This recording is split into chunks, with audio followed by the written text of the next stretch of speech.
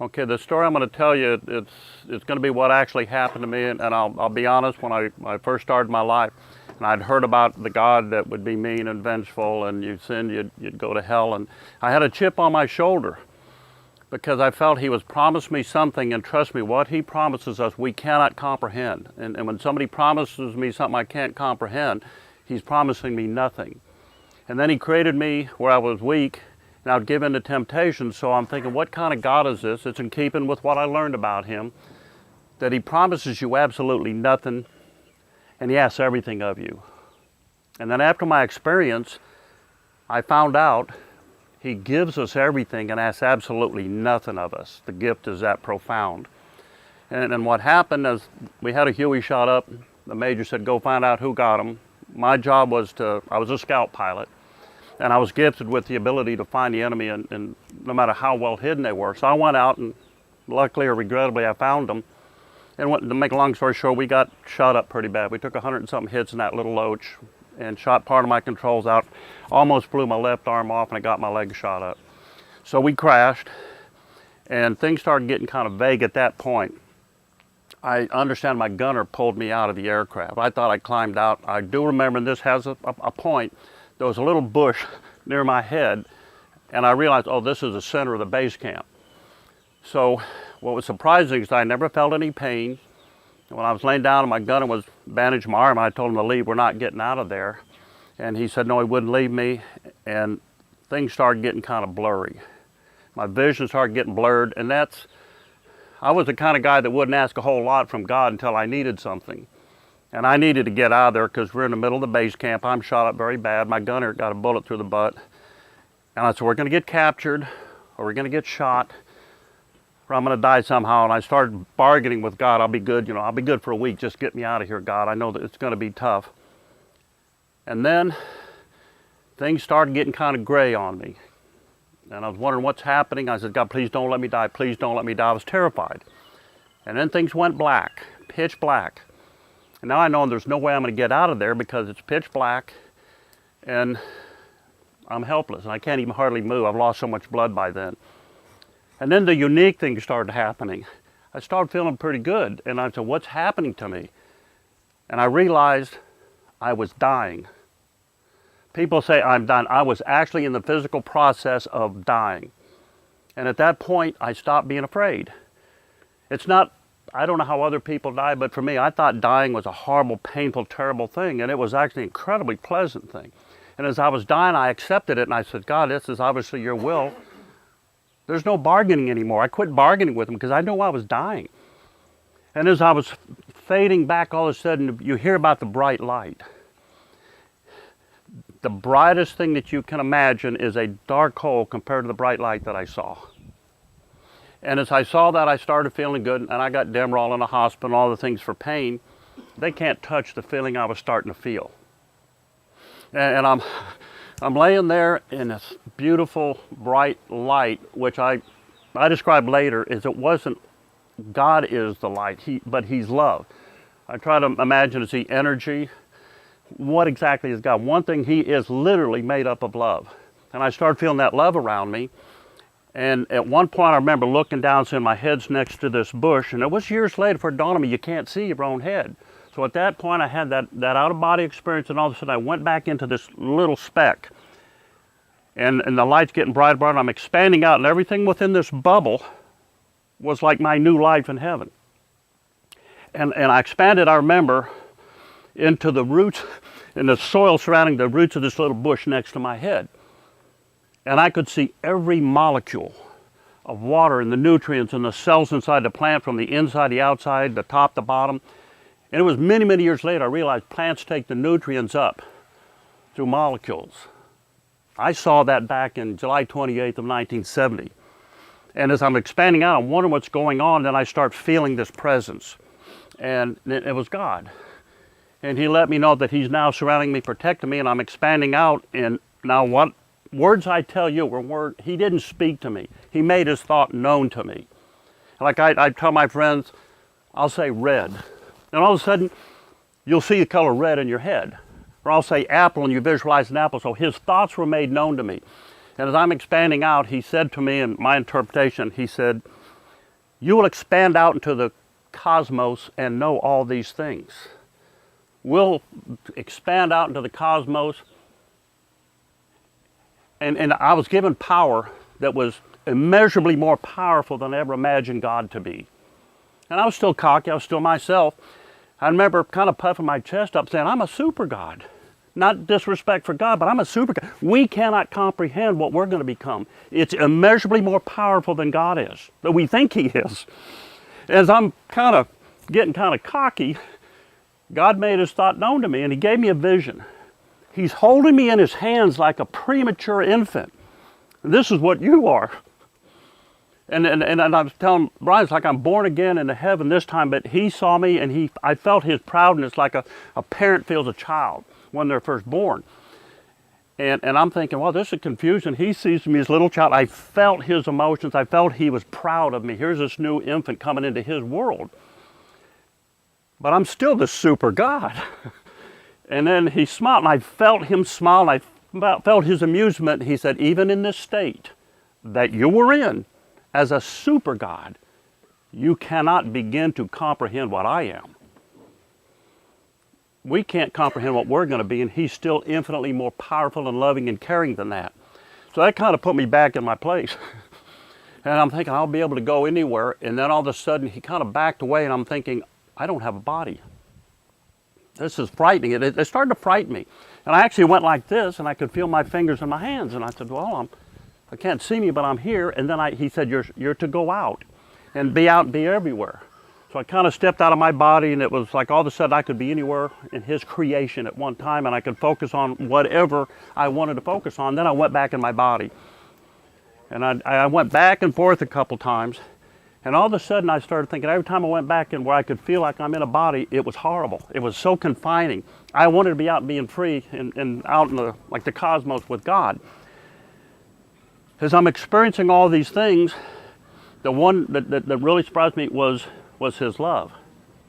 And I'd say take a dictionary and take all the bad words out, regrets, sorrow, fear, embarrassment. They're not there. There is absolutely nothing in heaven that is bad. It's 100% pure love and happiness. All the things that I did in my past, you could remember them, but they were all forgiven. It's like, God, I made you that way for a reason which was not made known to me. And I'm feeling this love, and I tell people His love was so strong, I literally felt it. It's like being in the air when it's calm. You know the air is there, but you can't feel it. But then you soak in a warm bath out warm water, you can feel that. God's love was so strong, I literally felt it. I felt His presence. And I knew I could be anywhere, and I'm 11, I was forgiven. And I thought, this isn't a mean, vengeful God. Like I was even telling Brian, I remember the way I grew up, and they said the people cower, and they stand in the back of their church. I'm not worthy of being up front near God. Well, I had good, loving parents, and when I met my dad, we'd hug each other. I didn't cower up to my dad. Well, God doesn't want us to cower in front of Him. He created us strictly to love. He has one need that I thought I felt.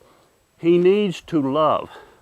That's why He created all of us to love. He didn't create us so He could lord over us and dominate over us and make us feel inferior. He wants to love us. And I thought, that's not the God that I grew up knowing. I'm not going to be punished for making my mistakes. If I ask God to forgive me, He will. And another thing I saw, that He will not pull you kicking and screaming into heaven. If you don't want to go, He didn't even know if it's known, but you're not coming. You have to want Him to forgive you and ask Him to forgive you, and He'll bring you in. No matter how bad you've been, how horrible you've been, how ashamed of yourself you are, He forgives you if you just ask for Him to forgive you, and He takes you into heaven. So I'm sitting there and I'm thinking, this is not what I thought it was going to be. Especially the dying part. I thought everybody, my family, my friends, my loved ones, I finished a tour in Vietnam and I volunteered to go back. And it was on that extension where, this happened. I made it 2 months into my extension. And I saw a man, and I started praying. I said, Mom and Dad, I'm sorry that I came back. I made it through my first tour a little beat up, but not serious. And now I came back here and I've hurt you because I was so selfish. I wanted to come back and experience this thing that I thought I was fighting for their freedom.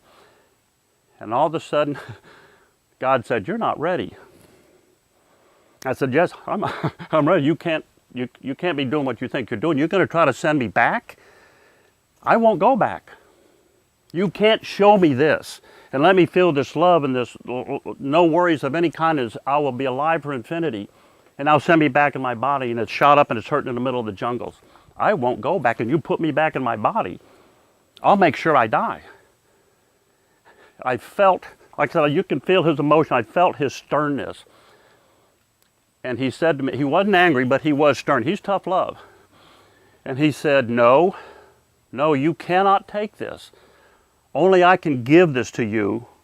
And if you ever try to take it, it will never be yours. And I remember, I don't usually talk like this. I'm not flowery in religious speak. And I said, Father, your will be done. And I went back, and the books say sometimes it's a tunnel of light. It's a tunnel of love. The light thing is, to me, in my opinion, is a misnomer. You're surrounded strictly by love, and the love is a bright light, so bright that I call it an incredible clearness, because the mind can't comprehend anything that bright. We're that limited. And as I'm going down this tunnel, the demons from hell were trying to grab my soul. And it's like, again, being at a zoo and you're behind a fence and you look at the horrible animals. They don't frighten you, you're curious. And I couldn't feel their pain and suffering, but I was made aware of their tremendous torment in hell. And they don't even have the luxury of knowing they've got your soul. I didn't see any bad souls, and it was just the cast out demons that were in heaven, now in hell. And they were trying to get my soul, because they never know if they've got you. They have to fight constantly to get your soul, because they really don't ever have it. Because no matter how late it is in your life, I'm laid out there in the jungles dying. And all of a sudden I get religion. I says, God, forgive me, please, please. I'm sorry for everything I've done. And of course, he forgave me. And I was sincere. It wasn't one of these false promises. So I'm going back down into my body. Then all of a sudden, I'm back in it and I'm confused. I'm thinking, God, you take me back. No, God, don't take me back. Oh, then I'm back to where I was. God, I'm bargaining with, don't let me die, don't let me die. And then, of course, we were eventually rescued after several hours. And I went to the hospital, and regardless, some of my friends said, this dad died again on the table there, and I didn't have the experience, and they told my friends he died, we've lost him, go home. And there's still friends of mine that don't know I'm alive. But the experience that I got from that is all the little pettiness and with people annoy us and all that. It doesn't mean anything. Compared to what we're going to get, it doesn't mean anything. It's just a little, prick on our side. And I tell people now, I know he will forgive me for what I do, but I'm not going to take it for granted. You can't come up and say, I can sin, therefore I can ask for God's forgiveness. You have to have the sincerity.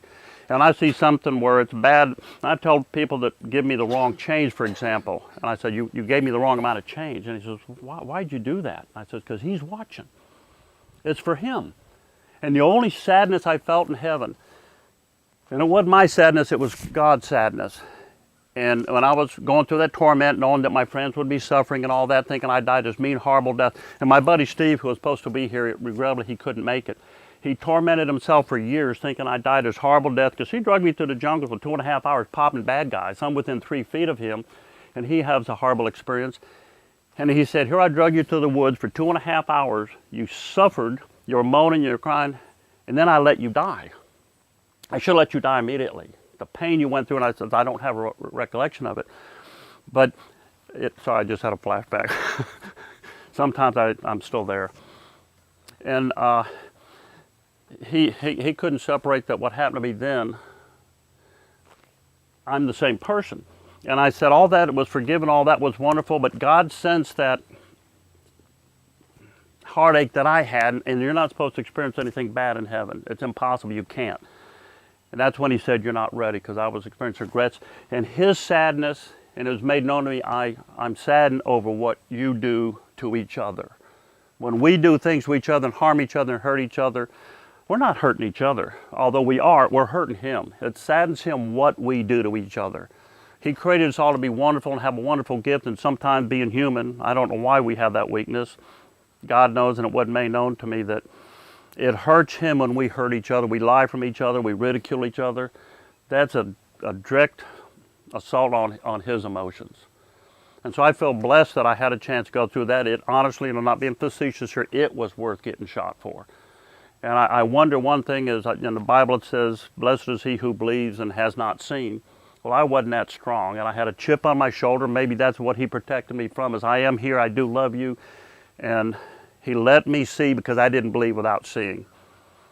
And it changed my life, and that even though I'm still human, I still make my mistakes, I constantly pray to God, give me the strength. I don't want to lose what I saw. I want to be back in your love. And please, just help me be strong. And thank you for everything you've done. Don't take him for granted.